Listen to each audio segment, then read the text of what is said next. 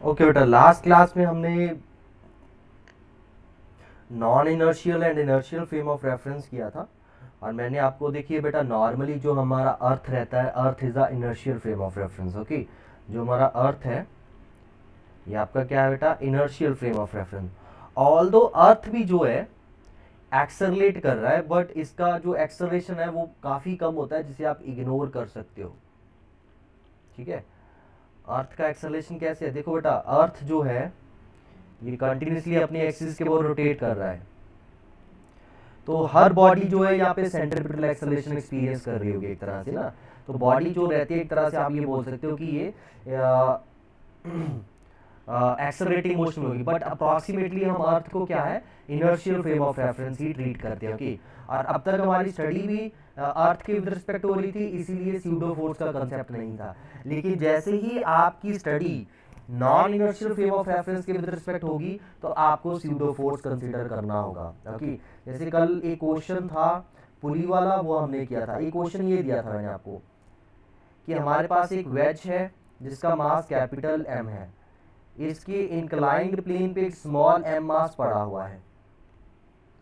अब they are saying कि with what acceleration should a mass M, capital M, moves so that this small m mass remain at rest। तो मैंने late कर लिया कि जो ये कैपिटल एम मास है, आप किसी भी तरफ लेट कर सकते हो, टुवर्ड राइट, टुवर्ड लेफ्ट, हमें नहीं मालूम कि किस तरफ जाना चाहिए। तो मैंने लेट कर लिया कि लेट से एक्सेलरेशन टुवर्ड राइट हो रहा है इसका। तो अब इस एम की फ्री बॉडी डायग्राम बनाएंगे बेटा। इस एम की फ्री बॉडी डायग्राम बनेगी तो इसके ऊपर एक फोर्स लगेगा एम जी, और एक लगेगा यहां से नॉर्मल डायरेक्शन। पहले सिर्फ यही दो फोर्सेस लग रही थी फ्री बॉडी डायग्राम में। अभी हमें क्या है, यहाँ पे एक तीसरी फोर्स लगानी होगी, स्यूडो फोर्स। और स्यूडो फोर्स कितना होता है, बॉडी का मास into acceleration of frame of reference. क्योंकि बेटा जो आपका स्मॉल मास है वो किसके विद रिस्पेक्ट उन्होंने बोला हुआ है, रेस्ट पे रहे, इसके विद रिस्पेक्ट इसके ऊपर पड़ा हुआ है। और ये क्या है आपका यहाँ पे, non inertial frame of reference. ये क्या है, non inertial frame of reference. तो अगर ये non inertial frame of reference है, तो जब स्मॉल मास की स्टडी होगी, फ्री बॉडी डायग्राम बनेगी, तो हमें एक स्यूडो फोर्स लगानी होगी। स्यूडो फोर्स का मैग्नीट्यूड कितना होता है, मास ऑफ बॉडी जिसकी स्टडी कर रहे हो into acceleration of frame of reference. और ये डायरेक्शन जो है, अगर frame of reference toward right move कर रहा है तो pseudo force toward left move करेगी। नाउ ये एंगल अगर मुझे थीटा दे रखा है, तो यहां से आप देखिए बेटा ये एंगल भी थीटा हो। और मैंने बोला था इंक्लाइंड प्लेन की जब स्टडी हो रही हो, तो जितनी भी फोर्सेस होती हैं उनको आपने रिजॉल्व करना होता है, ईदर परपेंडिकुलर टू प्लेन और अलोंग द इंक्लाइंड प्लेन। ये एंगल थीटा है तो ये एंगल भी थीटा हो जाएगा। अब देखो बेटा, एम जी का इस तरफ कंपोनेंट आ जाएगा एम जी कॉस थीटा, और इधर क्या आ जाएगा, M G sine theta. Same इस एम ए का क्या होगा, एम ए का इधर क्या आ जाएगा, एम ए कॉस थीटा, और इसका इस तरफ क्या आ जाएगा, M A sine theta. Okay बेटा, सारी फोर्सेस सॉल्व होगी। एक बार मैंने बोला है फोर्सेस सॉल्व होगी, इन फोर्सेस को भी भूल जाओ। अभी सारी फोर्सेस आपकी अलोंग द इंक्लाइंड है, परपेंडिकुलर टू इंक्लाइंड है। तो अलोंग द इंक्लाइंड देखो बेटा क्या फोर्स लग रही है, m a cos theta plus m ji sine theta, and they should be equals to net force. And net force कितना होता है, मास इनटू एक्सेलरेशन, और एक्सेलरेशन एंड ये रेस्ट पे है तो इसका नेट फोर्स क्या आना चाहिए, जीरो आना चाहिए। So m a cos theta plus m ji sine theta is equals to क्या हो जाएगा, जीरो। सो यहां से ए की वैल्यू निकाल लेते हैं, तो क्या आ जाएगा, M a cos theta is equals to minus m ji sine theta. पहले m और m कैंसिल आउट हो गया, तो आंसर क्या आ गया, acceleration is equals to negative of g sin theta by cos theta, so which means negative of g tan theta. ये आपका आंसर है बेटा। नेगेटिव का मतलब क्या है, टुवर्ड राइट। नेगेटिव साइन का क्या मतलब है, टुवर्ड राइट मूव करेगा आपका वेज, सॉरी टुवर्ड लेफ्ट, क्योंकि राइट तो हमने लेट किया ही था बेटा। मैंने आपको बताया ही है कि जब आपका आंसर नेगेटिव आए इसका मतलब जो डायरेक्शन आपने सोची थी आपने फाइनल आंसर में डायरेक्शन उल्टी आ गई है। तो आपका जब wedge toward left with acceleration g tan theta move करेगा तो इसके ऊपर पड़ा हुआ कोई भी मास रेस्ट पे रहने वाला है। क्लियर है बेटा ये चीज?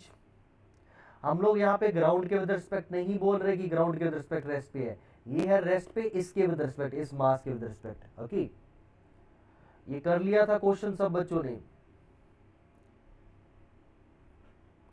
ऐसे क्वेश्चंस बेटा अब ध्यान से करने होंगे जहां पे आपका फ्रेम ऑफ रेफरेंस क्या हो, non inertial frame of reference हो, क्योंकि non inertial frame of reference में हमें क्या करना होता है, हमें एक स्यूडो फोर्स कंसीडर करना होता है बिफोर डूइंग एनीथिंग एल्स।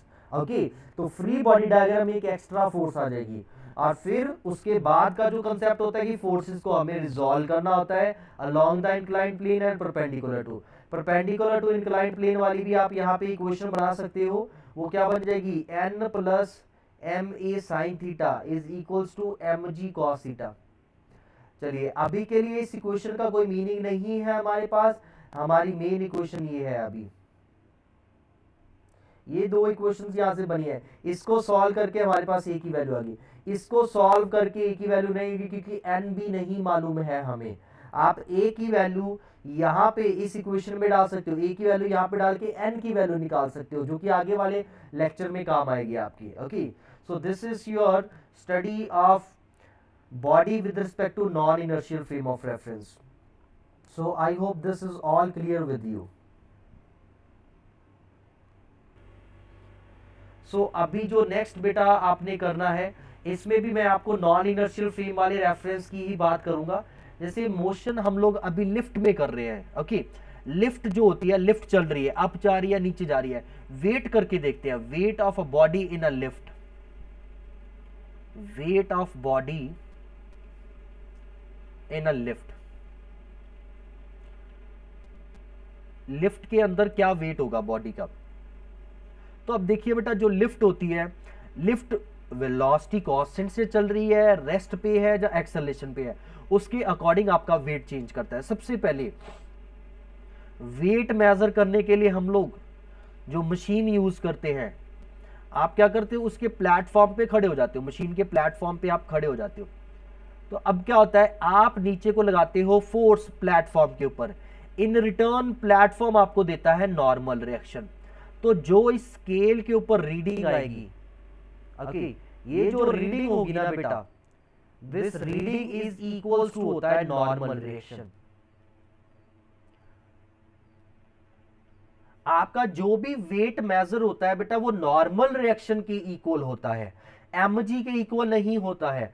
आपका प्लेटफॉर्म आपको नेट कितनी, प्लेटफॉर्म आपको कितना नॉर्मल रिएक्शन दे रहा है, उस बॉडी को कितना नॉर्मल रिएक्शन दे रहा है, दैट इज द रीडिंग। तो यहां पे जो वेइंग स्केल के ऊपर रीडिंग दिखेगी वो इस नॉर्मल रिएक्शन की वैल्यू होगी, ना कि इस एमजी की वैल्यू होगी। हाँ, इस केस में जैसे एन एमजी के इक्वल है, बट बहुत सारे केसेस में नहीं होगा, जैसे कि मैं आगे करवाने वाला हूं। पहला केस देख लेते हैं बेटा, जैसे कि केस वन। केस वन में lift is at rest, lift rest पे है, एंड और you can see is moving upward downward किसी भी तरफ, और मूविंग ईदर अपवर्ड और डाउनवर्ड,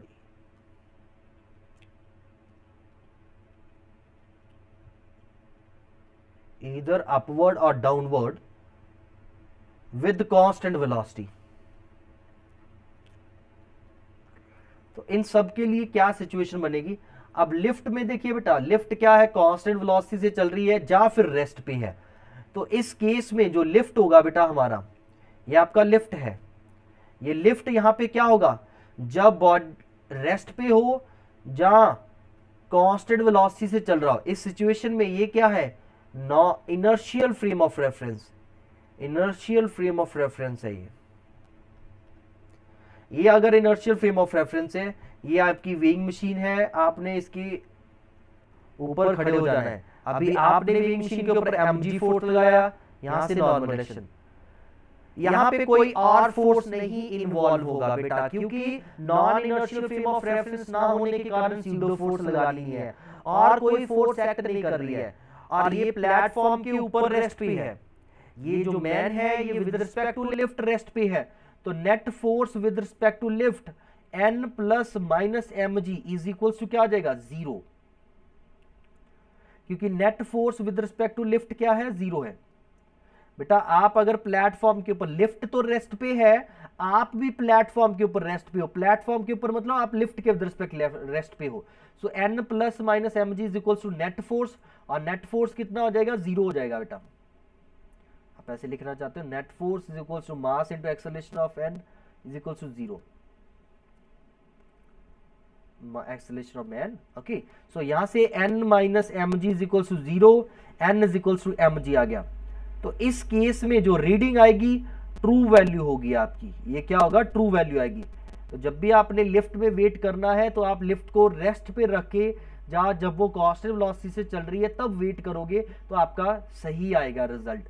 लेकिन अगर लिफ्ट एक्सेलरेटिंग मोशन में है बेटा, जैसा कि केस 2 बना लेते हैं आप, केस 2 में लिफ्ट आपकी एक्सेलरेटिंग मोशन में है, लिफ्ट इज मूविंग अपवर्ड, एक बार अपवर्ड वाला केस कर लेते हैं, एक बार डाउनवर्ड वाला, मूविंग अपवर्ड विद एक्सेलरेशन।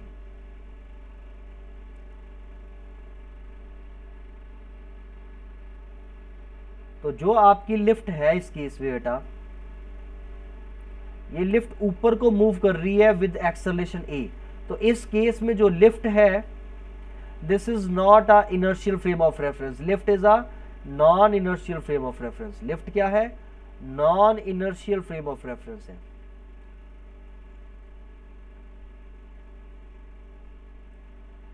तो अब जो भी बॉडी इसके अंदर होगी, उसकी जब भी फ्री बॉडी डायग्राम बनेगी उसके ऊपर स्यूडो फोर्स लगाना है बेटा। ये मैन है, इस मैन ने mg फोर्स नीचे को लगाया, ऊपर को लगा नॉर्मल रिएक्शन, और अभी क्या होगा, now we have to also think of a pseudo force, और स्यूडो फोर्स कितना होगा, m इंटू ए के इक्वल होगा बेटा। सो यहां पे क्या हो जाएगा, n plus minus m g minus m a is equal to, ये दोनों नेगेटिव डायरेक्शन में है, इक्वल टू नेट फोर्स, और लिफ्ट के विद रिस्पेक्ट तो अभी भी मैन क्या है, रेस्ट पे है बेटा, तो इसीलिए इक्वल टू क्या हो जाएगा, 0 हो जाएगा। So n is equal to क्या आ जाएगा, n इज इक्वल टू आ जाएगा M g plus m a. So n क्या है बेटा, ग्रेटर देन एम जी है, तो इसका मतलब क्या है, जो रीडिंग होगी, जो वेट आएगा, weight is greater than true weight, is greater than true wait,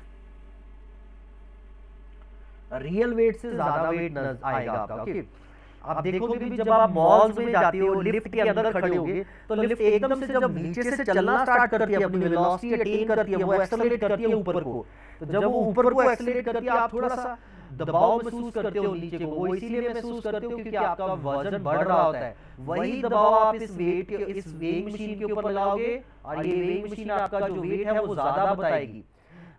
okay, सो ये सेकंड केस था बेटा। ऐसे ही अगर आपने थर्ड केस करना है, lift is moving downward, lift जो है आपकी अभी डाउनवर्ड जा रही है विद कांस्टेंट एक्सेलरेशन,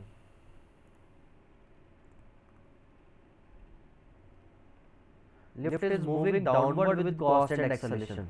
तो इस केस में क्या होगा, ये आपकी लिफ्ट है, लिफ्ट नीचे को जा रही है ए एक्सेलरेशन के साथ। अभी आप इसके अंदर खड़े हो बेटा,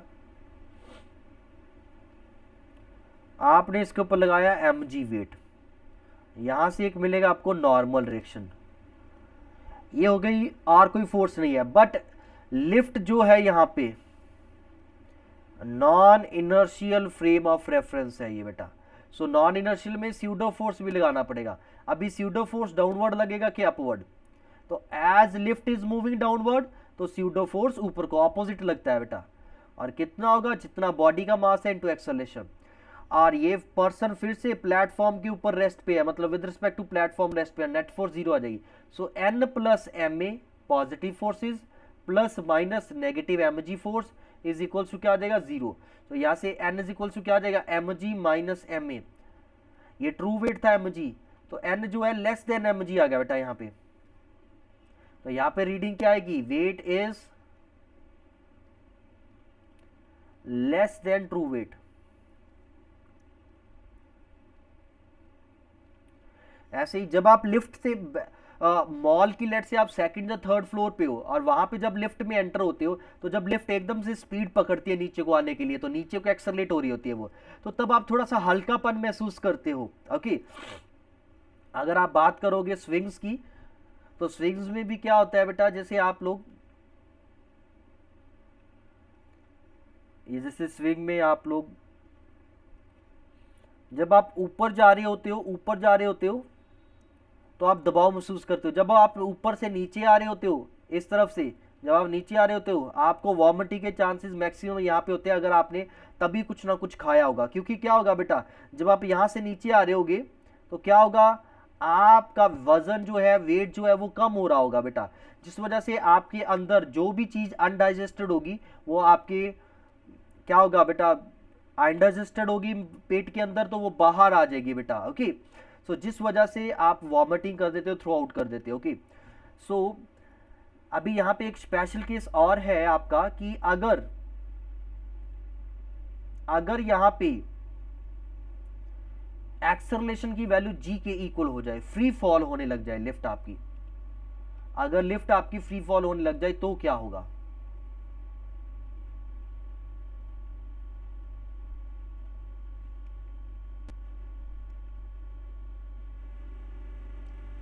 if a is equals to g हो जाए बेटा, सो n कितना हो जाएगा, n इज इक्वल्स हो जाएगा mg माइनस ma आया था, जो कि mg माइनस mg हो जाएगा, जो कि इक्वल्स टू 0 हो जाएगा। n इज इक्वल्स टू 0 होने का मतलब क्या है बेटा, n इज इक्वल्स टू 0 होने का मतलब क्या है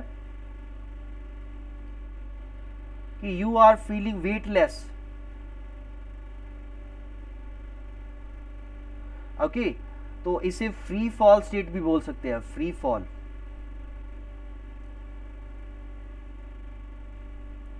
फ्री फॉल हो रहा है।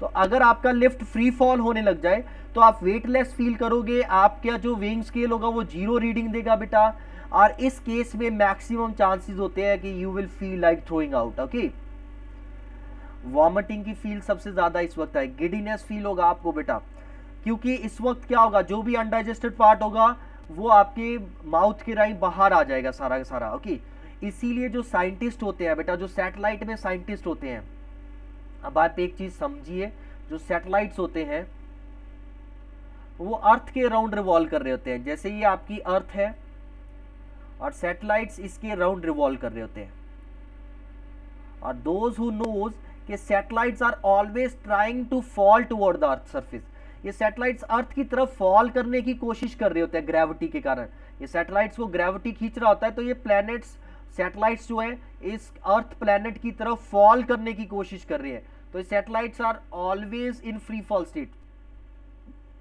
Always in free fall state. तो इसका मतलब क्या है कि जो भी एस्ट्रोनॉट्स बीच में होंगे सैटेलाइट के, जहां आपका जो इंटरनेशनल स्पेस स्टेशन है उसके अंदर जो भी एस्ट्रोनॉट्स होंगे ना बेटा, वो हमेशा फ्री फॉल स्टेट में होंगे, they are always in weightless condition. Okay, so astronauts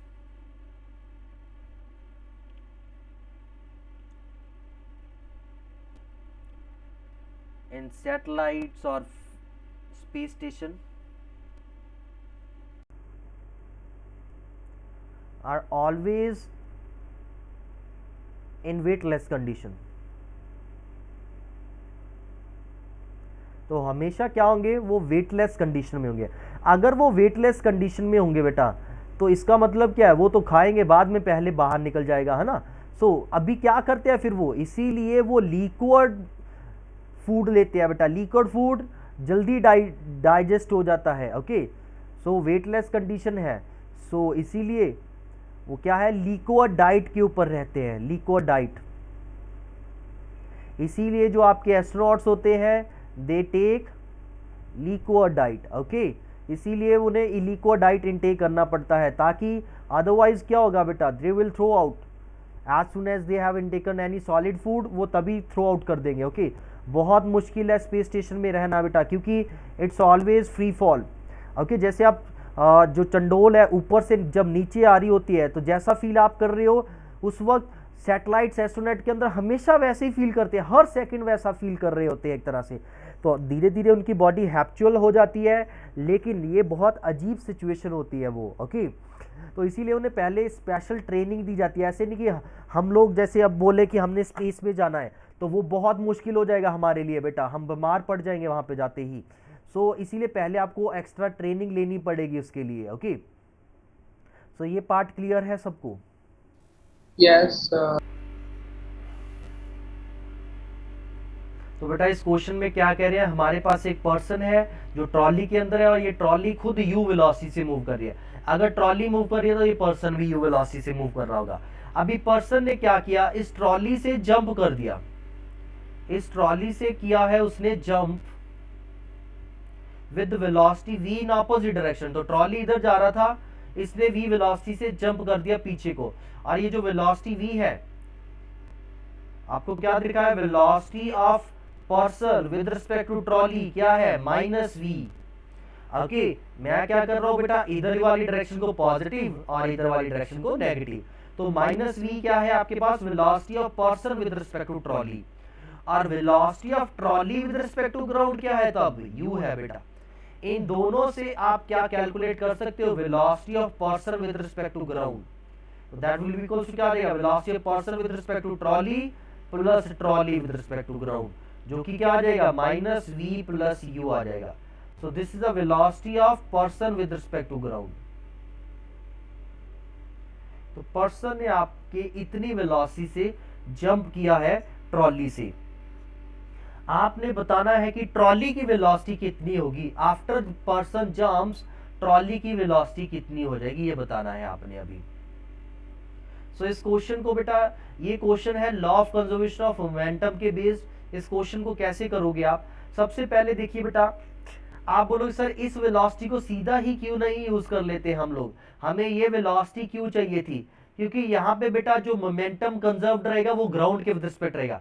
person ने क्या किया, पर्सन ने ट्रॉली को पीछे को धक्का दिया, ट्रॉली ने पर्सन को आगे को धक्का दे दिया, तो दोनों ने इक्वल एंड ऑपोजिट फोर्सेस लगाई होंगी एक दूसरे के ऊपर। मतलब ना तो पर्सन के ऊपर नेट फोर्स जीरो है, ना ट्रॉली के ऊपर नेट फोर्स जीरो है।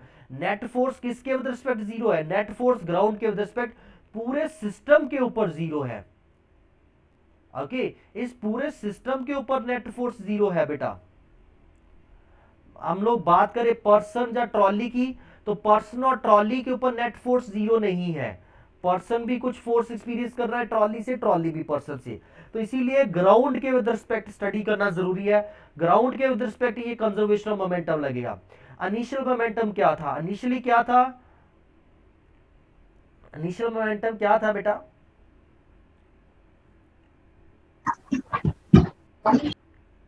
जंपिंग के वक्त क्या मोमेंटम था, मोमेंटम ऑफ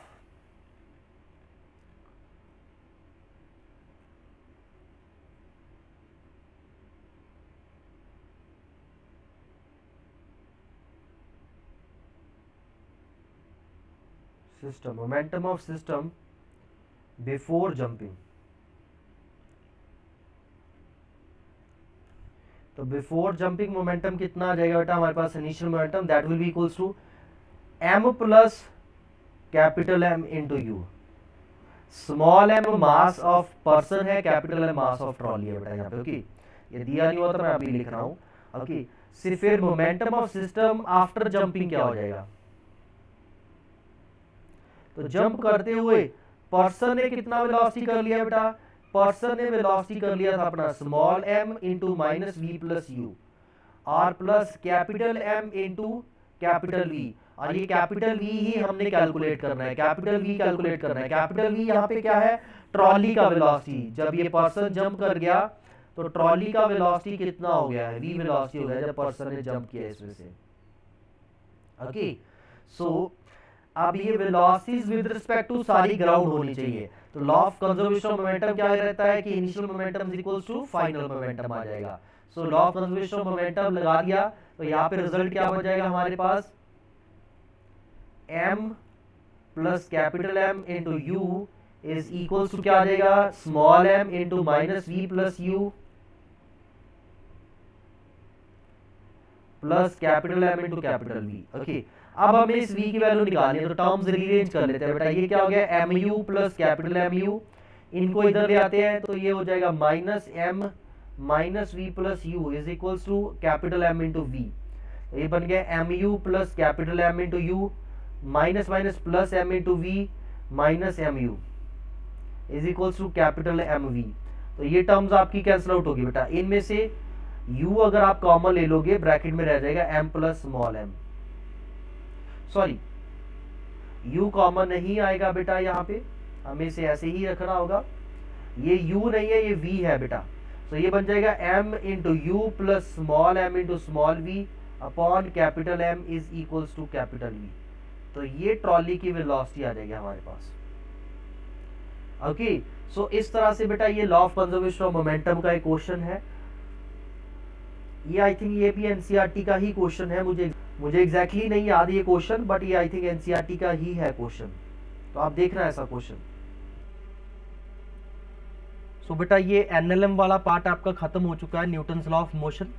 तो आप अभी इनके सारे क्वेश्चंस प्रैक्टिस कर लेना। मैंने ट्रॉली ये जो पुली वाले क्वेश्चंस भी करवाए, तो ऐसे questions inclined plane, pulley, horizontal surface, ऐसे जितने भी क्वेश्चंस मिल रहे हैं please try to do them all. Okay, next अभी जो हमने नेक्स्ट पार्ट करना है बेटा दैट इज फ्रिक्शन। अभी हम लोग फ्रिक्शन को भी काउंट करेंगे। तो फ्रिक्शन को काउंट करने से पहले हमें फ्रिक्शन समझना होगा क्या है बेटा। तो देखिए बेटा फ्रिक्शन क्या है। अभी अब क्या हुआ बेटा, जब न्यूटन्स लॉ की बात हुई तब हमने फ्रिक्शन कुछ नहीं बात किया वहां पे, क्योंकि फ्रिक्शन के बारे में अभी हमने स्टार्ट नहीं किया था। ऐसे हमारे पास ये m मास है और इसके ऊपर मैंने फोर्स लगाई F। तो न्यूटन्स लॉ के according force is equal to mass into acceleration, और एक्सेलरेशन क्या आ रहा था, F by m। But practically क्या हुआ बेटा,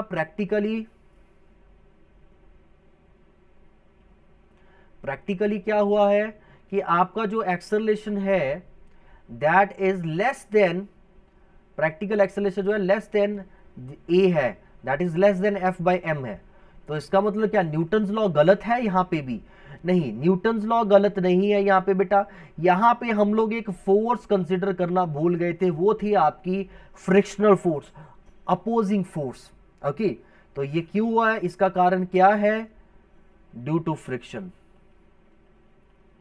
due to friction, solid friction भी बोल देते हैं इसे यहाँ पे।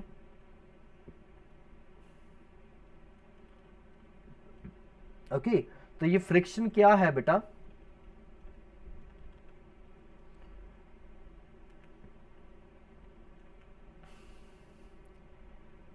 when two surfaces, when two bodies, when a body moves on a surface,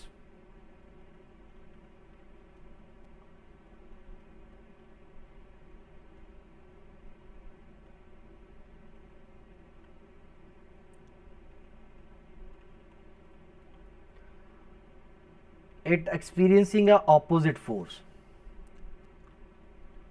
it experiencing a opposing force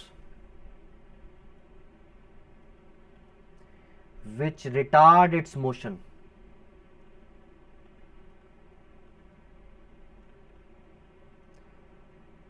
this force is called friction।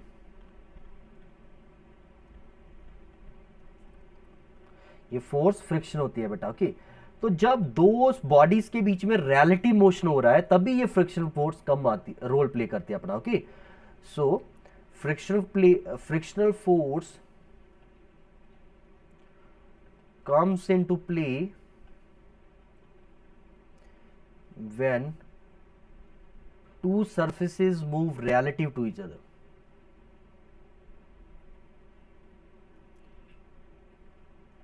relative to each other, एक दूसरे के रिस्पेक्ट चलने की कोशिश करते हैं। अगर दोनों एक साथ चलते जाएंगे फिर नहीं होगा। देखिए बेटा, जैसे ये बॉडी चल रही है और इसके नीचे नीचे ये सरफेस भी चल रहा है, तब इनके बीच में कोई फ्रिक्शन नहीं होगा बेटा। फ्रिक्शन तभी आता है जब दो बॉडीज के बीच में रिलेटिव मोशन होता है, मतलब एक बॉडी दूसरे बॉडी के विद रिस्पेक्ट क्या है, चलने की कोशिश कर रही होती है बेटा। ओके, अब जैसे ये बॉडी यहाँ पे पड़ी हुई है, आप इसके नीचे वाले सरफेस को इधर को मूव करवा रहे हो, तब भी फ्रिक्शन रोल प्ले करेगा यहाँ पे, तब भी फ्रिक्शन आएगा। तो जब भी रिलेटिव मोशन होगा तब तक फ्रिक्शन आएगा बेटा। अब कॉजेज क्या है फ्रिक्शन के, causes of friction. Causes of friction में सबसे पहला कॉज है roughness, roughness of surface. Surface की रफनेस की वजह से आपका जो फ्रिक्शन है वो आता है बेटा। देखिए दो सरफेस जितने मर्जी आप अच्छे से स्मूथ कर दो, फिर भी उनके बीच में कुछ इरेगुलरिटीज होंगी कुछ इस तरह से।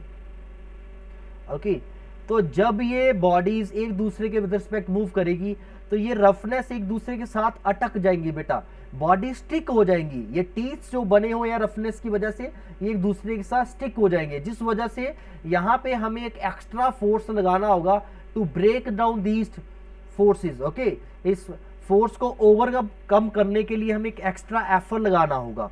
ओके, सो फ्रिक्शन किस कारण हुई है बेटा, रफनेस ऑफ सरफेस के कारण। तो इस कारण क्या होता है, due to roughness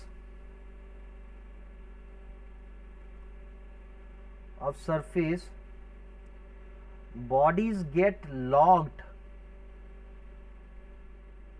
with the surface, surface के साथ लॉक्ड आ जाती है, हो जाती है। Okay, so to overcome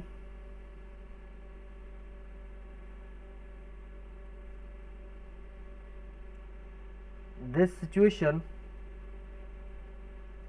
extra effort is required,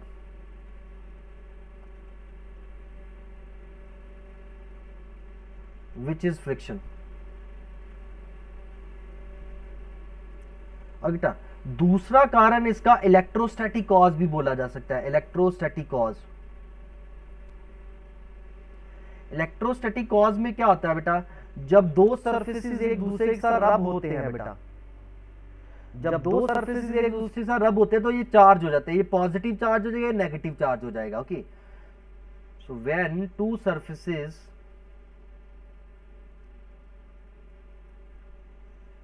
rub with each other, they get charge, they get oppositely charge। और हमें मालूम है बेटा ऑपोजिट चार्ज क्या करते हैं, अट्रैक्ट करते हैं एक दूसरे को, ये एक दूसरे को क्या करेंगे, अट्रैक्ट करेंगे। Okay, so extra effort is required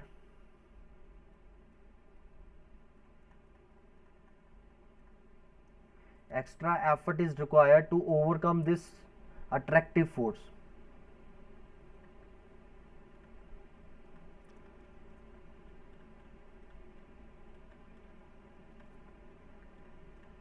attractive force.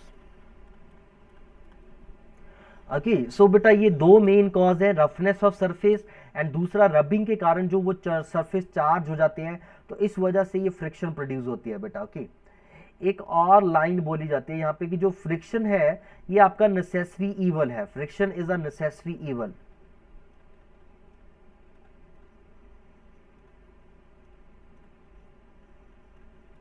मतलब इसके बिना चलता भी नहीं है काम बेटा, और ये नेसेसरी भी है और ईवल भी है।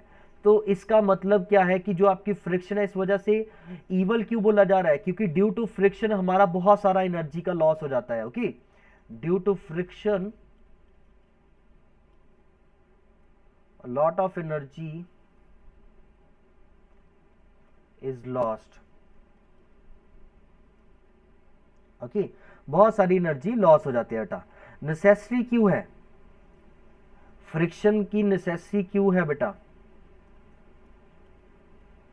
नेसेसरी क्यों है। अभी देखो बेटा, अगर आप चल पा रहे हो, वॉकिंग फ्रिक्शन की वजह से ही पॉसिबल है। अगर फ्रिक्शन ना हो तो वॉकिंग करना बहुत मुश्किल है, आप स्लिप करके वहीं पे गिर जाओगे। ओके, फिर राइटिंग विद पेन के साथ आप लिख रहे हो तो ये भी आपका बेटा बेनिफिट है ड्यू बिकॉज ऑफ फ्रिक्शन। फिर ब्रेक्स हो गए बेटा, ब्रेक्स भी जो है ये फ्रिक्शन को यूज करते हैं। ऐसे आपकी क्लच जो होते हैं बाइक्स के अंदर, गाड़ियों के अंदर क्लचेस जो होते हैं, ये भी क्लच प्लेट्स जो होती है ये भी फ्रिक्शन को यूज करती है, इसके ऊपर वर्क करती है। तो फ्रिक्शन ऐसा नहीं है कि हमेशा ही नुकसान करता है हमारा, बहुत जगह पे ये बेनिफिट भी है हमारे लिए। ओके, ऑल्दो इसकी वजह से एनर्जी लॉस होता है, लेकिन बहुत जगह पे ये हमारा बेनिफिट भी करता है। जैसे ब्रेक्स या क्लचेस की बात करें, राइटिंग विद पेन की बात करें, या वॉकिंग की बात करें, तो इसलिए फ्रिक्शन जरूरी भी है हमारे लिए बेटा। ओके, अब जहां पे आपको फ्रिक्शन नहीं चाहिए वहां पे आप फ्रिक्शन कम कर सकते हो। तो फ्रिक्शन को कम कैसे किया जा सकता है बेटा, अगर आपने फ्रिक्शन को कम करना है? methods to reduce friction। Sir, oil. बिल्कुल बेटा, सबसे पहले आपका होता है बाय लुब्रिकेटिंग।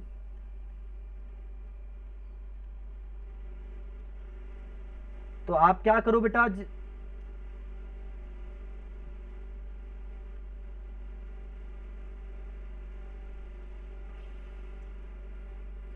आपका जो ये सरफेस है बेटा, ये बॉडी है आपकी, अगर इनके बीच में आप एक लुब्रिकेंट अप्लाई कर दोगे, ऑयल अप्लाई कर दोगे, लेट्स से ग्लीस ऑयल कुछ भी अप्लाई कर दोगे, तो इनके बीच में फ्रिक्शन कम हो जाएगी बेटा। ये ऑयल और ग्लीस क्या करेंगे, जो सरफेस के अंदर रफनेस थी ना, ये जो सरफेस के अंदर रफनेस थी, इसको ये फिल कर देंगे। ये सरफेस और रफनेस को क्या कर देंगे, फिल कर देंगे, जिस वजह से यहाँ पे जो पहले इंटरलॉकिंग हो रही थी वो इंटरलॉकिंग नहीं होगी बेटा। लुब्रिकेंट से कर सकते हो, बाय पॉलिशिंग बोल सकते हो, प्रॉपरली पॉलिश करके भी आप सरफेस को स्मूथ बना सकते हो। पॉलिशिंग का मतलब है स्मूथ कर रहे हो सरफेस को आप बेटा। ओके, फिर आप बॉल बेरिंग्स को भी यूज कर सकते हो। बॉल बेरिंग्स अपने पंजाबी ਦੇ बैरिंग कह देंगे जी। ओके, बॉल बेरिंग्स में क्या होता है बेटा कि जैसे देखो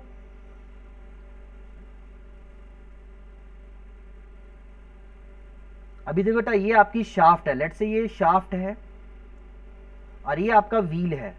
व्हील जो है शाफ्ट के ऊपर डायरेक्टली अगर घूमेगा तो ये शाफ्ट को वीरिंग एंड टीयरिंग कर देगा, बट अगर इसके बीच में ऐसे बॉल्स डाल देंगे बेटा, आप लोग ये बॉल्स डाल दोगे तो ये बन जाता है बॉल बेरिंग।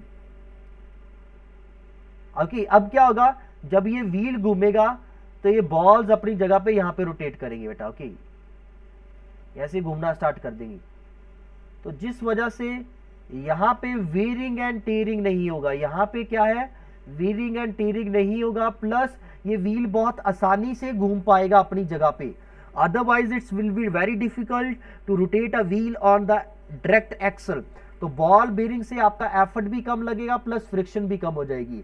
और फ्रिक्शन मेनली क्या है बेटा, एनर्जी लॉस तो करता ही करता है, यहाँ पे आप लिख सकते हैं वियर एंड टीयर भी करता है, wear and tear of surfaces.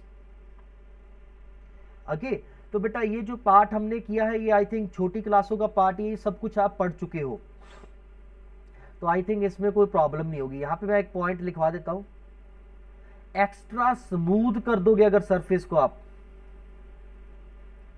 Extra smooth कर दोगे आप सरफेस को, तब भी बेटा फ्रिक्शन बढ़ जाता है, फ्रिक्शन इंक्रीज हो जाता है। क्यों, क्योंकि as both surfaces are so closed that molecular forces comes into play।